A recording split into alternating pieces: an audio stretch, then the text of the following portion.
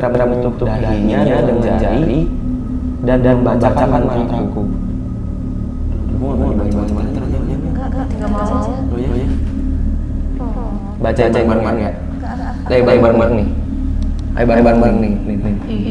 Nggak apa-apa. Biar bisa sendiri. Udah. Gak apa-apa, gue bacain aja deh. Bismillah. Assalamualaikum nyawa wawawasa masomota tomubulu madelo parandau. Ada apa kan? Ada artinya nggak? Gak tau gue nggak mau nyari tahu lebih lanjut. Menakutkan. Wah, ini aku harus bagi ketika ini cerita ini nggak bisa nih dibaca sendiri. Ih, menakutkan. Sering terjadi. Wah, harus telepon kita ini. Tika. Mana ya? Emang nelfon. Halo, Tik. Iya. Kamu di mana? Udah sampai kantor? Aku di kantor lagi sama Arfa, kenapa? Ih, ini kan aku tadi lagi kerja, tapi aku kepo buka email, terus ternyata ada cerita dari penghuni lorong. Cerita apa? Iya, katanya cerita menakutkan yang sering terjadi. Ih, kan aku gak berani bacanya. Gimana kalau kita bawa aja ke lorong? Ajakin Arfa. Boleh banget. Kamu penasaran ya pengen cerita-cerita di sana ya? Iya, itu loh tempat biasa kamu, Arfa sama Dilan itu. Di mana sih di kantor? Ada deh, ikut aja yuk. Ntar aku samperin ya. Oke. Aku tunggu ya. Oke.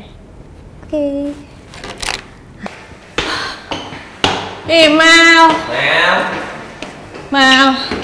Iya, Di, Pak. Dah yuk. Mau cerita. Iya nih, lihat nih. Kalian lihat dulu deh tuh. Bener kan, dia ada cerita dari penghuni lorong. Dia tuh punya cerita yang menakutkan di sebuah kamar angker. Oh, ada yang Ceritanya di atas email. juga. Ih, tapi serem gak tempatnya? Enggak. Aku pengen banget sih cerita di lorong. Udah pokoknya di atas Aman, aja yuk. Selama ini sih aman. Oke deh, aku ikut ya, beneran Iya, ya. pokoknya masih aman. bakalan nyaman. Terus aja ya. Nih tempatnya. Ya emang rada berantakan Mel, tapi ya inilah tempat yang paling enak buat cerita. Udah spesial buat Mel. Wah. Sini Mel. Oke nih. Ih, biasanya tuh kan ada si Dilan ya waktu itu. Iya, lagi nggak masuk dia. Udah. Mana sih? Nih, Gimana ceritanya? nih, tadi aku udah baca sedikit. Menurut aku sih aku merinding banget ya baca cerita itu. Jadi awalnya tuh mereka kan emang suatu kelompok yang emang di kota Bandung ini tuh khusus setiap tahunnya itu rutin kayak apa sih kalau komunitas gathering. Kopdar. Nah, di tempatnya tuh di Lembang katanya. Nah, karena di sini tuh komunitas ini tuh harus tapi bukan mes ya, tapi kayak asrama. Asrama. Jadi untuk komunitas ini tuh khusus banget asrama. Nah, tapi tepatnya ketika kegiatan ini berlangsung, itu tuh dalam 1 tahun sekali tuh cepet-cepetan dapat kamar. Karena kan gathering ini tuh nggak dari kota satu kota aja, tapi dari seluruh kota di Indonesia. Rebutan dong ya berarti ya. Nah, ceritanya jadi jadi sebenarnya ini cerita tuh dari keluarga terdekat aku. Oh iya. Iya. Nah, jadi si keluarga aku ini tuh, orang ini tuh selalu pengen duluan nyampe di asrama ini. Jadi yang email itu tuh keluarga terdekat lo? Iya. Oke. Kan, nah ini bakal seru banget. Ini tuh bakal seru banget kalau aku bahas di sini. Nah, terus dia tuh pengen jadi orang pertama yang nyampe di asrama ini karena kalau dia terakhir dia bakalan dapet kamar yang banyak cerita mistisnya. Oh, karena nggak ada yang mau Di kamar itu. tinggal di tempat itu. Iya. Tinggal di jadi kamar kan itu. si kamarnya itu 13. Nah, di lantai 13 ini itu tuh di paling ujung kamarnya yang banyak banget bikin Gangguan gaib. Iya, pengalaman yang nggak enak banget. Nah, tapi karena pada tahun itu, karena kan setiap tahun tuh dia selalu ikut karena dia udah jadi kayak orang member lah. Iya, member di situ yang tetapnya, bukan kayak yang baru masuk atau apa. Jadi kayak pasti dedikasi ke komunitasnya sangat-sangat tinggi gitu kan. Nah, akhirnya ketika dia ke Bandung, dan enggak bareng dengan satu kota yang sama karena harus bonding kan. Ya diacak, dapatlah di lantai 13 tapi bukan di kamar yang paling ujung. Bukan yang kamar tapi seram masih itu. masih satu deret. Satu lantai. Iya. Nah, ceritanya ini jadi dia tuh pas malam-malam kayak biasanya kan emang kita tuh harus punten tuh kayak permisi dulu. Nah mungkin karena udah capek perjalanan juga, terus karena kan di daerah Lembang ini tuh jauh lagi ya dari kota, pusat, kayak jalanan rayanya. Ya, lumayan jauh lah. Iya, kayak emang pertama di sana tuh untuk refreshing, kedua emang banyak keindahannya juga kan. Nah akhirnya pas dari sore-sore itu dia datang maghrib, ya udah deh akhirnya mau istirahat dulu kan, masih dengan keadaan yang sangat-sangat padahal rame tapi ngerasa sepi, kayak gak ada orang yang lalu lalang di koridor, padahal itu tuh ratusan orang yang ikutan. Padahal acaranya itu gathering. Iya, gathering, banyak banget orang yang datang. Dan satu kamar ini tuh kalau bisa dijelasin, jadi ada 3 kasur gede yang bisa buat 2 orang, berarti kan satu kamar taruhlah 6 berenam. Dan di toilet kamar ini pun ada dua toiletnya, jadi kayak emang gede banget.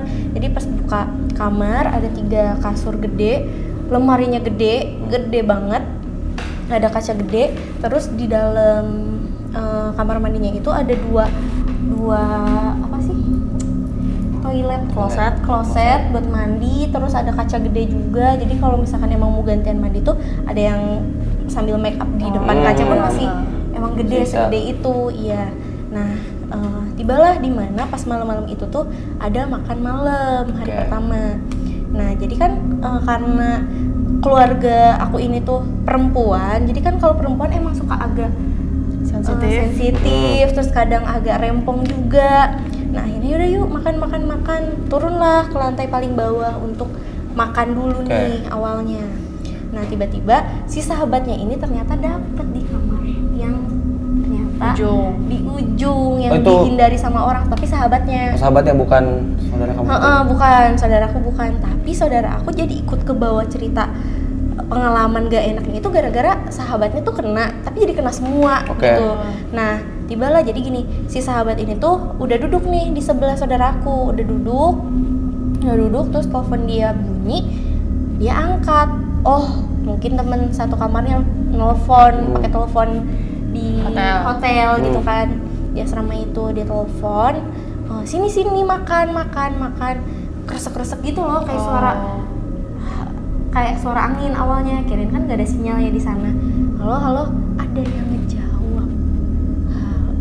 Ngejawabnya tuh kayak entah mau nyapa, entah mau memanggil, tapi di telepon itu ada suara tapi gak jelas, tapi halo.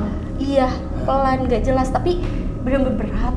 Kayak emang temennya gitu, kayak apa sih nih makan, ini udah disiapin nih, mau makan. Iya gitu. Iya, sumpah merinding kan di telepon. Terus udah kayak gitu, di mana? Mati dulu tuh, teleponnya mati dulu. Sorry Mel, suaranya ini kayak suara cowok apa suara cewek? Kayak cowok, berat aja gitu, makanya. Itu jauh atau dekat kayak? Jauh. Halo, mati tuh teleponnya. Ya udahlah, nggak dipikirin. Nelfon lagi, bener-bener dengan di waktu yang sama nelfon lagi. Dan apa sih? Tinggal ke bawah. Iya, kayak dimain-mainin berarti ya, kayak diisengin. Tiba-tiba di sini gitu. Di sini. Ini kondisi berarti yang nelfon itu dari kamar yang paling ujung itu. Maksudnya di sini di mana? Dan dia tuh kan ngerasa bahwa di dalam satu kamar itu tuh memang kalau cewek kan ada yang suaranya berat ya, ngebass gitu loh, nggak yang semuanya feminim. Nah mungkin ini nih si ini mau mau ke bawah, entah mau disamperin gitu kan. Ini yaudah deh, gue penasaran apa dah dari tadi nggak jelas, halo dan di sini. Dia ngeliat ke sekitar pun nggak ada si orang ini. Akhirnya yaudah deh, dia naik ke lantai 13 sendirian. Untuk nyamperin temennya. Kayak masih positif nih pikirannya kan. Nah pas buka pintu, gak ada siapa-siapa. Ngerasa dijailin, ngerasa diisengin. Tadi nelfon, udah disamperin, nggak ada. dibalik ditanya di mana, malah di sini di mana gitu kan, di mana. Akhirnya dia ke bawah lagi, belum ada kejadian apa-apa, dia ke bawah lagi, langsung nanya lah kayak misalnya, Tik, kok nelfon tapi udah di sini? Terus Tikanya ngomong, dari tadi aku di sini. Dan divalidasi sama temennya, hah, apa dia orang dari tadi Tika di sini gitu. Jadi ternyata orang yang nelfon itu tuh ketinggalan handphonenya di atas, orangnya udah makan di bawah. Oh, jadi ibaratnya si Tika udah makan di bawah, handphone Tika ke atas, di atas Iya, ketinggalan. tapi aku ditelepon Tika. Waduh. Di sini. Ngeri sih.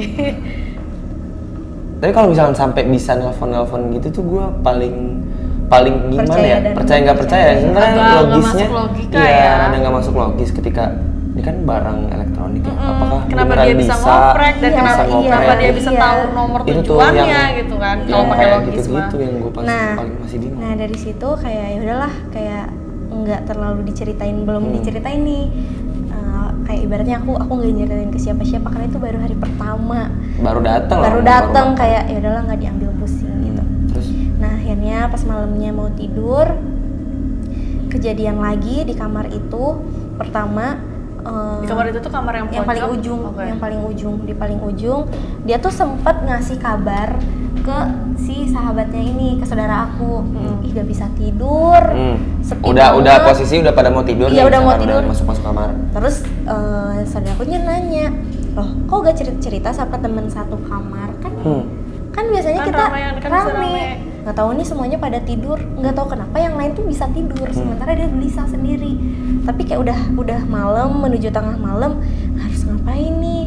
Nah akhirnya besokannya dia cerita bahwa semalam itu dia dapat kejadian yang bener-bener kayak mimpi gak mimpi, tapi nggak tahu ini kayak Nyata, dia kayak nyata ketindihan kayak apa, tapi ketika dia cerita di hari esokannya udah pucet, udah sedikit demam.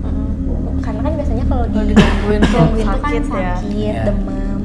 Nah jadi pas malam harinya ini ketika dia nggak gelisah kemana-mana, karena kan mungkin lagi sensitif juga. Jadi gini, kan pintu ini lemari gede di belakang pintu, kasur pertama, kasur kedua, kasur ketiga. Dia di kasur paling ujung di depan banget, lemari gede. Oke. Iya, Iya, iya ngerti kan. gimana. Nah pertamanya pas malam itu tuh si selimutnya tuh kan sering di bawah apa leher. Oh, ditarik sampai bawah leher gitu ya. Ada yang narik tuh, dia tarik lagi, mungkin angin, ditarik lagi, dia tarik lagi, tapi dengan perasaan belum takut, kesel.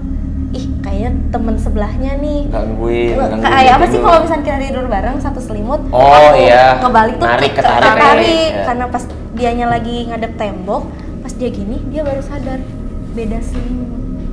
Oh, jadi temennya ini beda selimut sama dia, jadi dia selimutan sendirian. Iya, dia kira ih apaan sih tidurnya nggak Gangguin aja. Narik selimut Iya. terus dingin.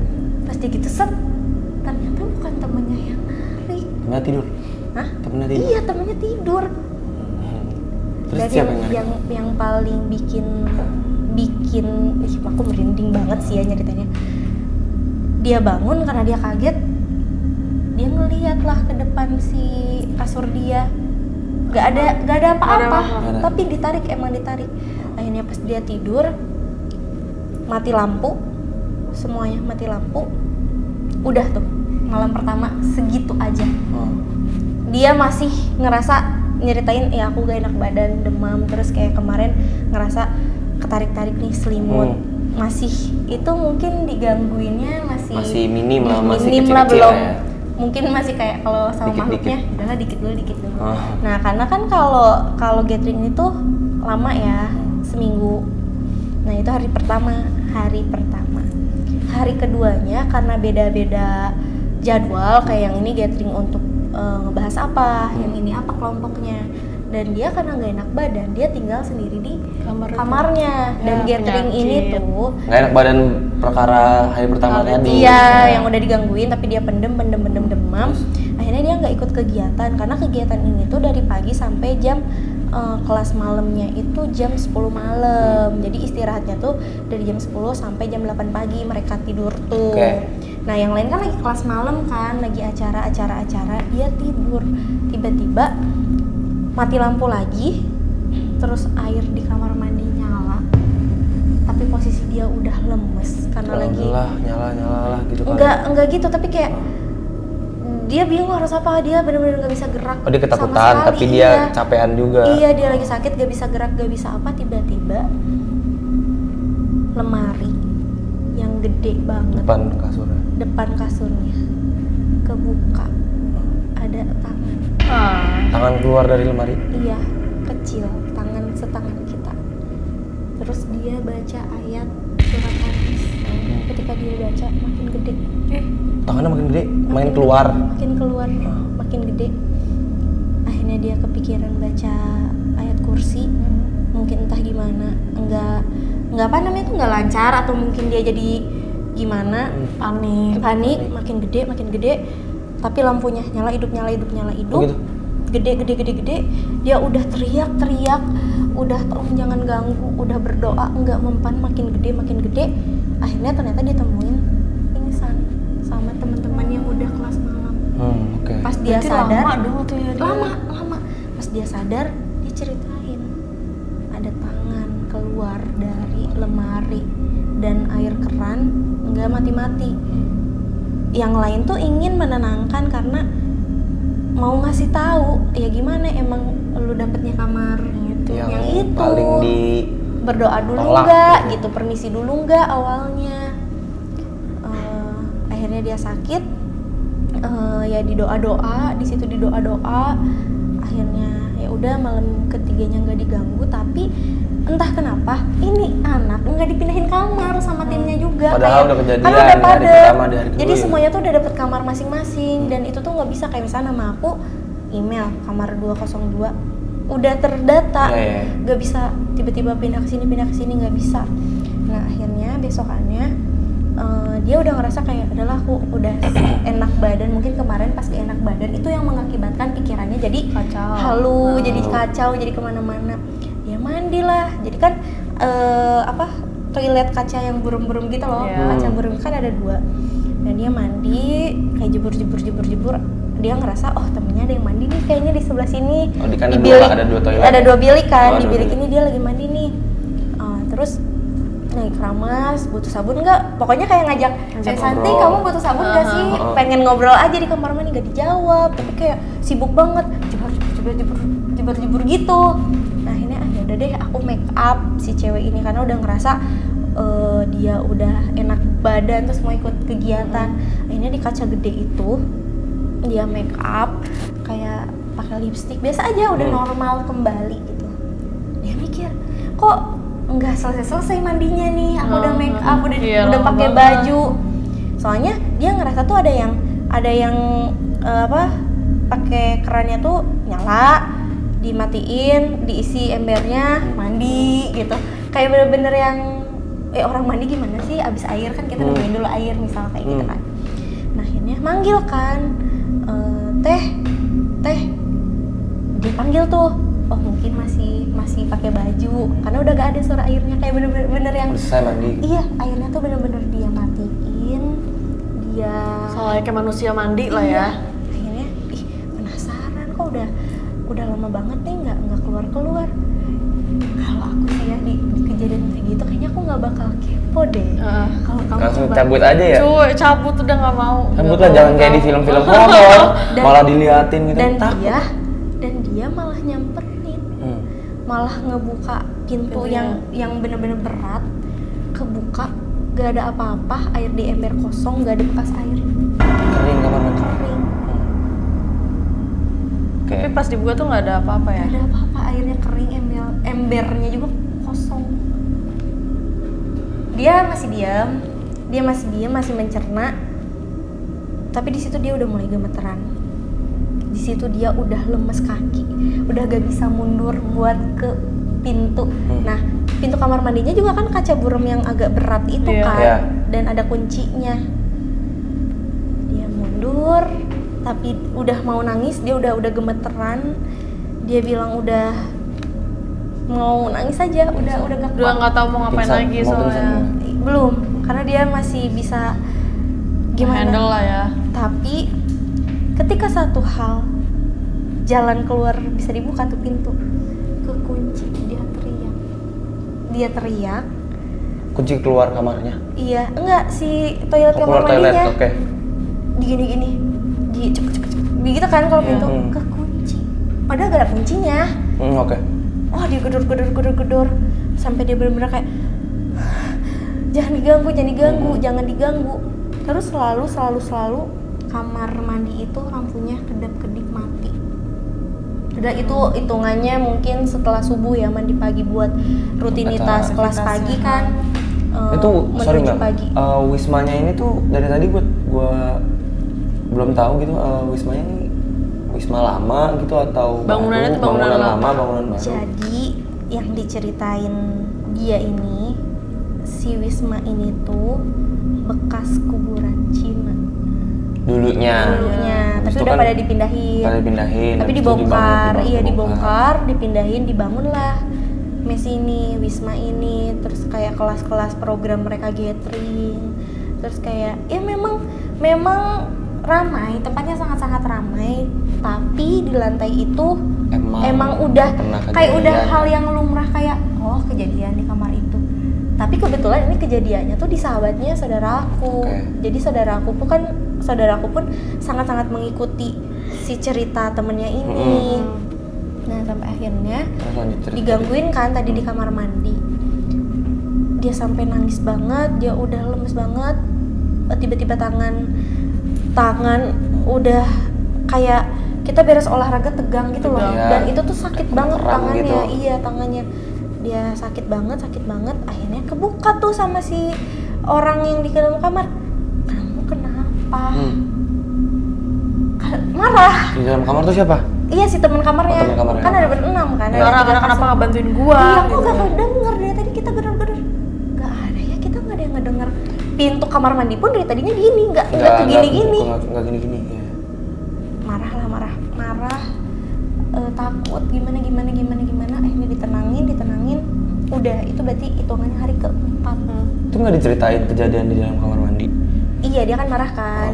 Nah itu setelah dia marah, kita nggak ngerasa. Kita nggak ngeliat, nggak ngedengar kamu tuh. Jadi beda dunia gitu ya, iya, si temen dibuat buta. Iya, yang perempuan di dalam kamar mandi itu kayak ngerasa ada. Sampainya ya udah istirahat dulu aja. Nanti boleh cerita gitu kan.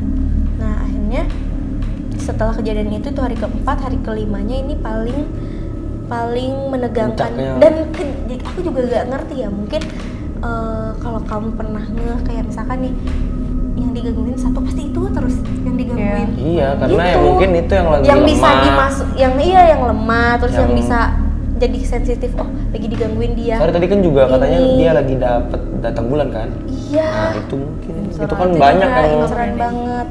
Nah, terus di hari kelimanya ini dia ngerasa oh mungkin dia sakit badan, terus kayak ngerasa berat di punggung tuh karena lagi sakit dari hari pertama itu. Tapi kayak ya adalah beraktivitas, tapi kayak semakin berat banget, kayak sampai aduh pegal nih pundak, pengen pulang.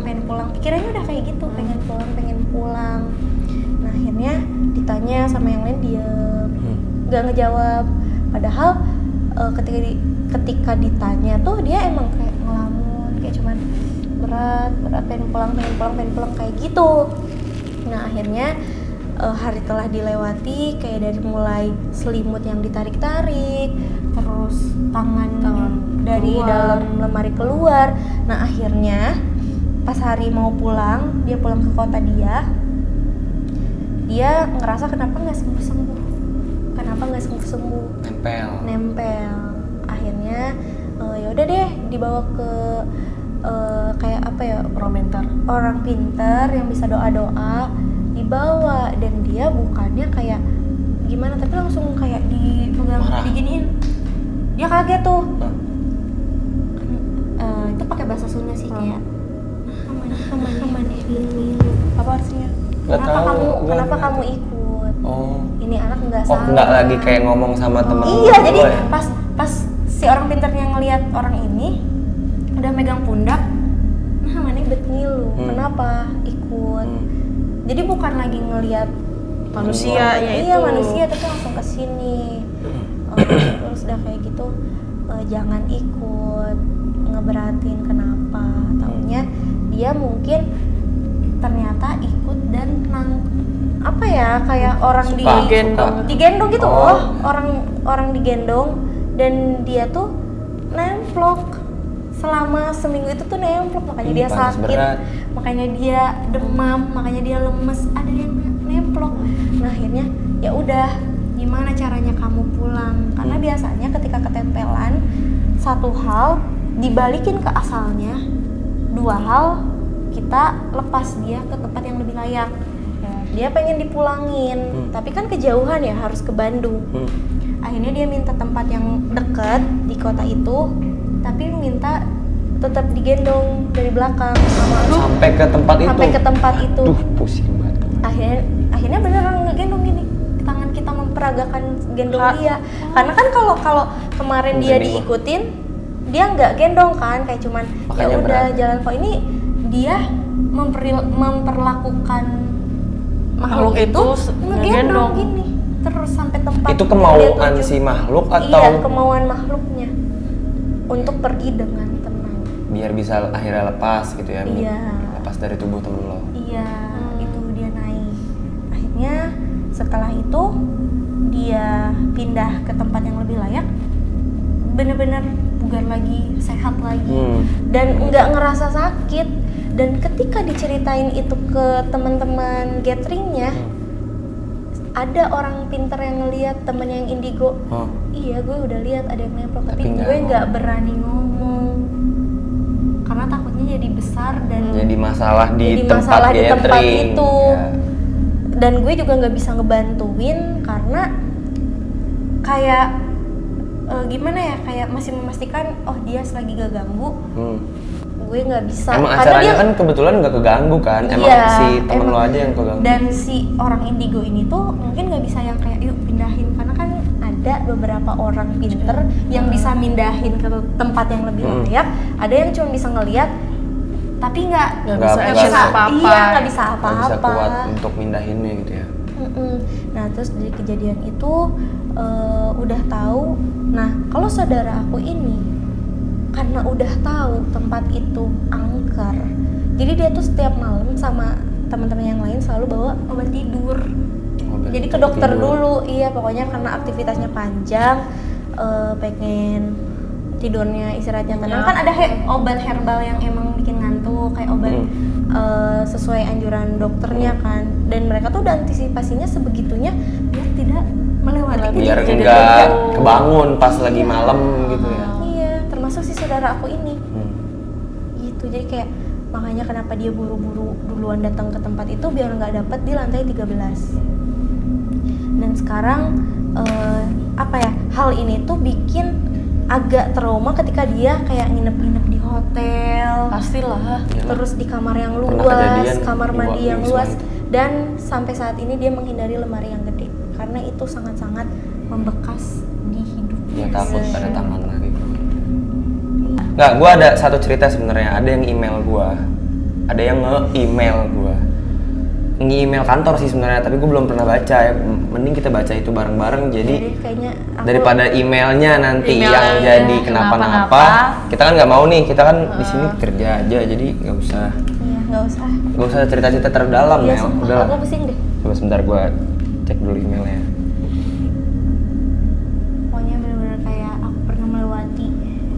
Udah Mel, gak usah diceritain lagi. Denger apa aja Mel, udah stop. Nih ceritanya nih, gue belum pernah baca, jadi kita baca bareng-bareng ya. Lu dengerin gue cerita tentang si orang ini yang namanya bakal gue samarin sih. Oke. Jadi ceritanya itu langsung nih dia tuh nyeritain point of view dia ketika dia ngalamin ini. Jadi gue langsung baca ya. Aku terbangun dengan mimpi menakutkan di mana seorang wanita meminta tolong dengan perasaanku yang mengatakan dia adalah istriku. Awalnya aku menganggapnya sebagai bunga tidur semata, namun akhirnya mengganggu pikiranku dikarenakan mimpi itu datang berulang-ulang di tidurku. Apa sebenarnya tujuan mimpi itu? Bukankah istriku ada di sampingku? Tanyaku sambil menatap istriku di sampingku. Jadi istrinya itu tidur, terus dia ngomong gitu dalam hatinya. Waktu pagi buta sekitar jam 3 pagi, keesokan harinya nih, aku terbangun karena mimpi itu lagi. Sebenarnya wajah wanita itu agak samar-samar dalam mimpiku. Wanita itu meraung-raung meminta tolong padaku dengan posisi dia akan terjatuh ke dalam jurang. Aku mencoba menggenggam tangannya, namun genggamanku melemah sehingga dia terjatuh ke jurang. Aku butuh segelas air untuk menenangkan diri. Dalam gelap aku merambah dinding saat berjalan dan tak terduga aku seperti menyentuh tubuh orang. Segera aku merambah dinding untuk mencari saklar dan mengerikan. Sepertinya aku menyentuh sebuah tangan. Apa itu? Aku terkejut. Kembali aku menekan saklar dan akhirnya cahaya lampu memperjelas pandanganku di pagi buta itu. Tak ada apa-apa di sana, ucapku dalam hati. Sebenarnya aku tak dapat mengingat masa laluku. Hal itu dikarenakan aku sempat mengalami kecelakaan dan membuat kepalaku terbentur dan amnesia. Kata dokter, ingatanku akan berangsur pulih, hanya perlu distimulus dengan tempat-tempat dan orang-orang terdekat. Anehnya, istriku berpendapat lain. Dia malah seolah mengurungku dengan alasan dia trauma dengan kecelakaan yang hampir saja merenggut nyawa kami berdua. Aku tak bisa mengingat kecelakaan itu, namun setelah kejadian itu, hal-hal aneh terus menimpaku. Salah satunya adalah saat kurir yang mengirim pesan di WhatsApp, karena aku tak sempat menemuinya karena tengah tidur. Ini kurirnya ngomong nih, "Halo, saya kurir yang mengantarkan paket Bapak. Saya sudah menitipkannya ke pembantu Bapak ya. Mungkin kamu berpikir kurir itu kurir baru. Akan tetapi kamu salah, kurir itu adalah kurir yang sering mengantar paket di rumahku. Hal itu dibuktikan dengan riwayat chat WhatsAppku. Sementara soal pembantu, hanya aku dan istriku yang tinggal di rumah ini." Nah itu jadi satu pertanyaan tuh, siapa yang dia lihat kan? "Selamat siang Pak, saya sudah menitipkan paket Bapak ke istri Bapak," riwayat chat WhatsApp. Lagi-lagi aku bermimpi. Kali ini aku terbangun dengan istriku yang tak berada di sisiku. Setelah menenangkan diri, aku kembali merebahkan diri dan menutup mata. Pah, aku pikir aku tengah bermimpi. Aku mendengar suara memanggilku, akan tetapi setelah aku membuka mata, suara itu tetap terdengar. Jadi dia tidur, terus di mimpi itu dia ada yang manggil dia gitu, terus pas dia bangun tuh ternyata suaranya masih ada, berarti dia beneran ada gitu kan suaranya kan, bukan di mimpi doang. Benar ternyata suara itu terdengar dari bawah tempat tidurku. Benar ternyata suara itu terdengar dari bawah tempat tidurku, berarti suara dari bawah tempat tidur. Yang karena penasaran, aku akhirnya memberanikan diri untuk menengok ke bawah tempat tidurku. Ini gue paling males nih gini-gini. Enggak deh, aduh. Ih, terus. Lanjutin kan? Lanjut. Kamu masih kuat gak? Iya. Perlahan aku julurkan kepalaku ke bawah tempat tidur. Paling males. Dengan yang awalnya mata tertutup dan kemudian perlahan-lahan membukanya. Yang ternyata tak ada siapa-siapa atau apa-apa di sana. Terus orang ini bilang kayak, kukira ada. Kukira ada, itu dia ngomong dalam hati. Terus tiba-tiba ada yang ngomong nih di belakangnya, "Ada apa?" Ucap seseorang di belakangku. Aku tak mampu berbalik, tubuhku seketika keram dan terpaku, tak dapat bergerak. Pikiranku menebak-nebak siapa yang ada di belakangku. Jadi pas dia lihat ke kolong gak ada apa-apa, ternyata ada di belakang dia. Iya. Tadi dulu baca dulu ya sampai habis nih. Aku tak mampu berbalik, tubuhku seketika keram dan terpaku, tak dapat bergerak. Pikiranku menebak-nebak siapa yang ada di belakangku. Jadi dia panik nih karena ada yang ngomong di belakang kan. Ada apa tadi ngomong gitu kan. Terus tiba-tiba ketika aku hendak menengok ke belakang, pintu kamar terbuka dengan istriku yang hendak masuk ke dalam kamar. Kan tadi kan pas dia bangun, istrinya nggak ada di sebelahnya. Terus istrinya ngomong, "Sayang awas, cepat lari." Tak sempat aku menengok ke belakang, namun aku tahu sesuatu yang buruk ada di belakangku. Dengan tubuh yang mulai bisa digerakkan, aku mencoba merangkak lari dari tempat tidurku. Akhirnya aku bisa melihatnya, wajah tak asing nampak dari cermin di dekat pintu kamarku. Dia merangkak mengejarku dan istriku. Aku dan istriku berlari ke arah dapur, sementara hantu itu merangkak begitu cepat, hingga kakiku sempat disentuhnya. Tubuhku merinding dan mendadak pusing. "Sayang, kamu kenapa? Kamu gak apa-apa kan?" tanya istriku sambil memegangi pipiku. "Aku baik-baik saja," kata si suaminya. Ajaib, ingatanku perlahan-lahan pulih. Aku kemudian menelpon polisi, meski istriku melarangku karena katanya tak akan ada gunanya. Terus nih halaman keduanya, cerita keduanya nih. Aku segera mengambil pisau yang ada di samping buah, kemudian aku mengacungkannya ke istriku. Dia nampak bingung dan bertanya, "Apa yang kamu lakukan, sayang?" "Aku tahu semuanya. Siapa kamu sebenarnya?" Itu kata suaminya. "Oh, tenang, aku bisa jelaskan. Aku Nia.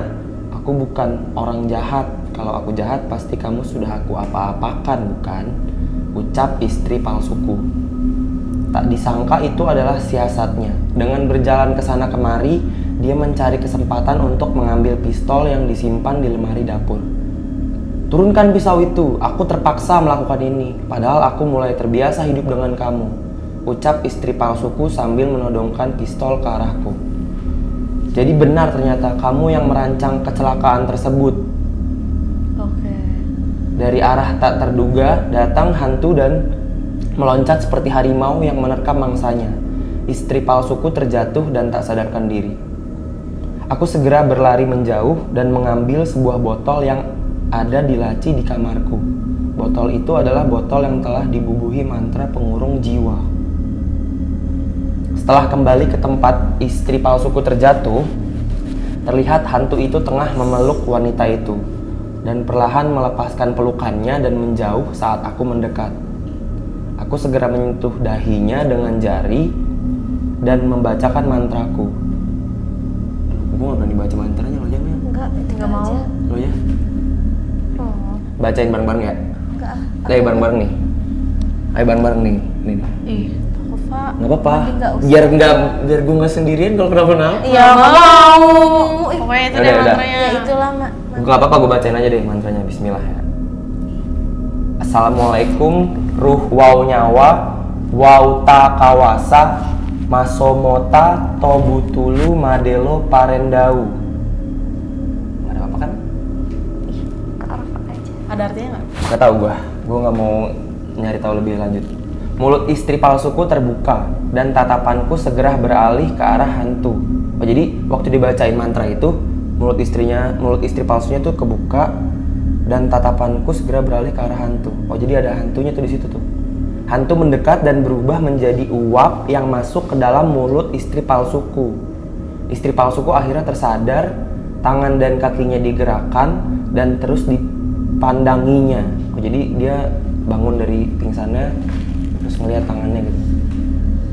Dia segera melihat ke cermin sambil berbicara, "Ternyata berhasil," kata istri palsunya. "Iya sayang, wanita itu tak tahu aku adalah seorang dukun." Mungkin itu kata suaminya ya. Kan suaminya tadi yang baca-bacain mantra tuh. "Lalu bagaimana dengan wanita itu? Tubuhnya akan menggantikan tubuhmu yang telah mati, sementara dia akan terkurung di dalam botol ini sebagai upah dari kejahatannya," ucapku sambil melihat botol di tanganku. Selesai. Maksud gue, menurut gue dari cerita ini gue bisa ngambil kesimpulan kalau si suami ini dukun. Iya. Dia pernah kecelakaan dan amnesia. Terus jadi kan tadi ada istri palsu, ada istri yang beneran. masih hidup, yang Nah, istri sebenarnya poinnya tuh ada di amnesia menurut gue. Jadi si suaminya ini tuh amnesia siapa orang-orang terdekatnya kan. Makanya mungkin dari cerita yang gue baca ini, si istri palsunya itu tuh mungkin saudara kembar atau orang yang suka sama si suaminya, sama si A ini, sama si pengirim cerita ini, terus pengen jadi suaminya, tapi dengan cara ngeset si kecelakaan itu supaya si suami dan si istrinya tuh mungkin istrinya meninggal. Makanya dibunuh. Makanya sekarang si suaminya ini suami istri sama si pembunuh ini. Jadinya ya dengan cara ngambil kesempatan dari keamnesiaan si suaminya. Kenapa belum megang terus? Tahu iya merinding. Kayaknya aku Udah aja Pak. turun aja yuk, Pak. Iya Pak. Ya takutnya dari mantra tadi tuh. Iya lagi. Ya lagian kenapa-napa lo ya? cabut yuk. Cabut aja lah. Assalamualaikum ruh wow. Udah cabut. Udah cabut. Cabut nih. Cabut. Ya tungguin.